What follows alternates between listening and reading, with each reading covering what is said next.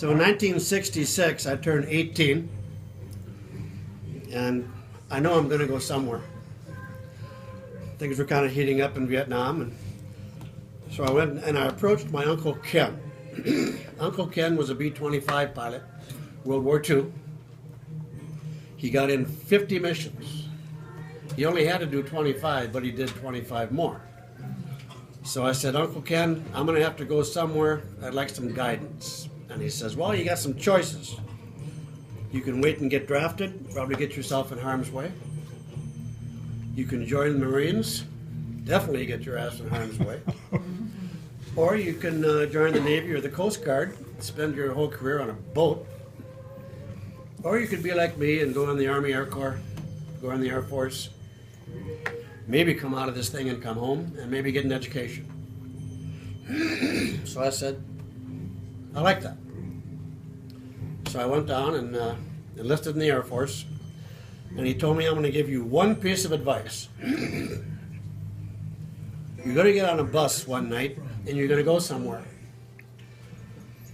When you get off that bus, the first person you see, you walk up to him and you say, you can't make it too tough for me. And the guy's going to respect you and you must let me interject. And leave you alone. Remember, my buddy is a very simple guy. Keep talking. And you were 100 and weighed 120 at the time, right? Well, 128. Give me a 5'7", 128. So I remember getting off the bus and walking up to this little 5-foot high, 5-foot wide, 3-stripe buck sergeant. I said, you can't make it too tough for me.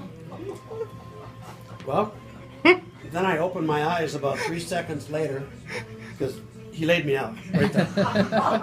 I'm laying on the ground and I'm thinking, well, that didn't work the way Uncle Ken said I was going to do, so it's going to work out. And this guy's over me and he says, what's your name, boy? Like they do. And I said, Smith? Well, you're shit, Smith. From now on. So all through boot camp, they called me Smith Shit or Shit Smith. And when somebody else screwed up, Shit Smith, give me 20. My whole boot camp, I did that. What did you say to your uncle when you said that? That's the funny part.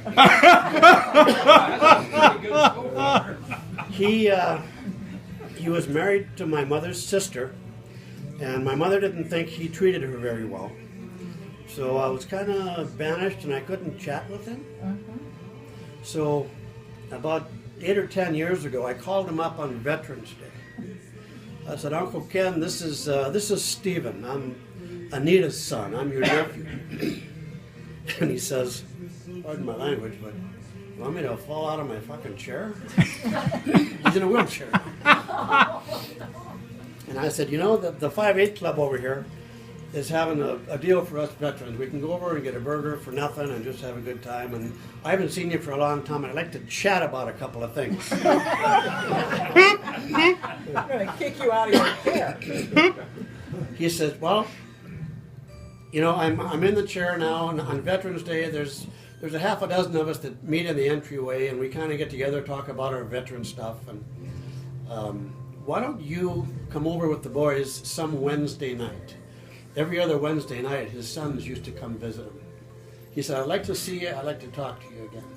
I said, I'll make that happen. He died 10 days later. I didn't get to confront him. Still miffed about that. But that was the worst advice. You just must either be a veteran or be married to a veteran to understand. The Or first the guy, dependent of a veteran. the first guy you walk up to, you just tell him he can't make it too tough for you.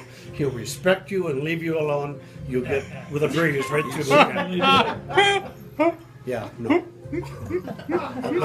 That doesn't work out. All right, I'm done. There's my spiel.